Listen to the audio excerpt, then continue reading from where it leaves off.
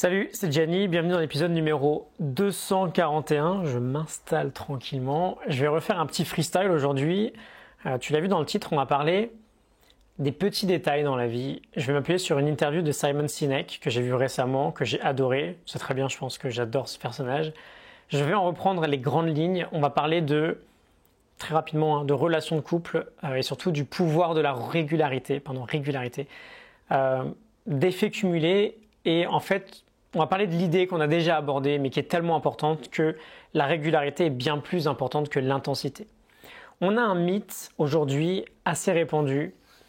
C'est pas vraiment un mythe, mais voilà, les réseaux sociaux, les médias, les talk shows, tout ça, ça nous met dans une position où on en vient à penser que le succès, quelle que soit sa forme, arrive du jour au lendemain.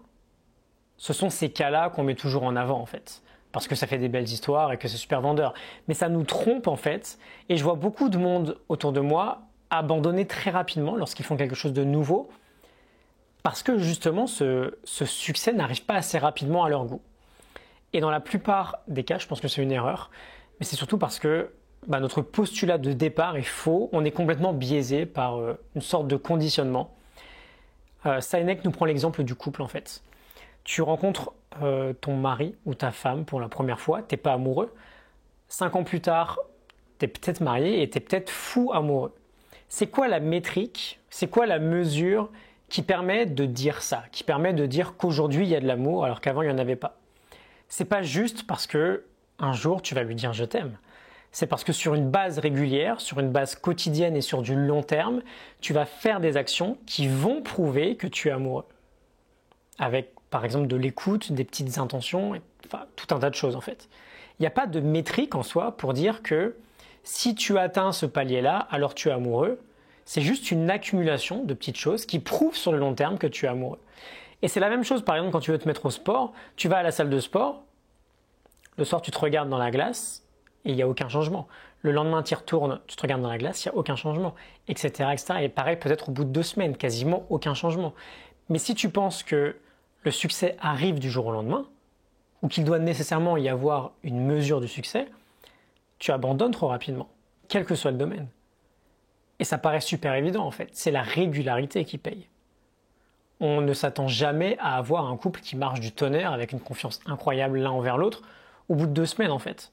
On ne s'attend pas à avoir un corps de rêve au bout de 2 semaines. On ne s'attend pas à avoir un projet qui cartonne au bout de 2 semaines. Par contre, si tu mets en place un process régulier et que tu suis ce process sur le long terme, tu vas créer un momentum, tu vas créer un effet cumulé qui va te permettre de réaliser en fait que tu es en train de réussir. Et donc derrière tout ça, il y a vraiment cette idée d'engagement dans tout un process. Ça ne veut pas dire que tout a besoin d'être extrêmement difficile, mais ça veut vraiment dire que c'est la régularité qui paye. Ce n'est pas les 10 000 fleurs que tu vas offrir en une fois, en une journée à ta femme qui vont faire une différence. Mais c'est la fleur que tu vas lui offrir pendant les 10 000 jours consécutifs. Ce n'est pas 10 workouts de 10 heures qui vont payer, mais c'est bien plus 100 workouts d'une seule heure qui vont payer sur le long terme. Et cette régularité dans son process, c'est vraiment ce qu'on veut viser dans tous les domaines de notre vie. Et ça marche dans l'autre sens aussi. Ce n'est pas une cuite de temps en temps, qui va nous faire du mal, mais c'est la petite bière tous les soirs en rentrant du boulot pendant 5 ans qui va avoir un réel impact négatif. Donc le message aujourd'hui, et on va en parler d'ici la fin de l'année, là, quand on préparera ensemble nos objectifs pour 2019, on veut beaucoup plus se concentrer sur l'idée d'établir des process qui fonctionnent plutôt que des objectifs incroyables mais sans rien derrière. Le message c'est tu veux un résultat sur le long terme, il y a probablement aucun moyen de mesurer quel jour ce résultat sera atteint.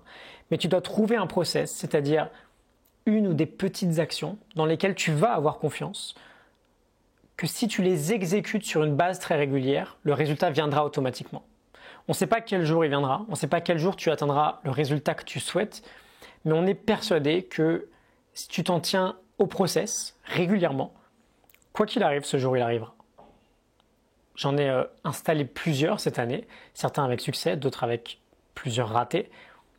Mais tous ceux que j'ai tenus sur la durée m'ont tous, sans aucune exception, apporté les résultats que initialement je désirais. J'espère que tout ça te parle. like un peu freestyle encore hein, aujourd'hui. Like et partage si c'est le cas. Je te retrouve dès demain pour une nouvelle vidéo. À demain, salut.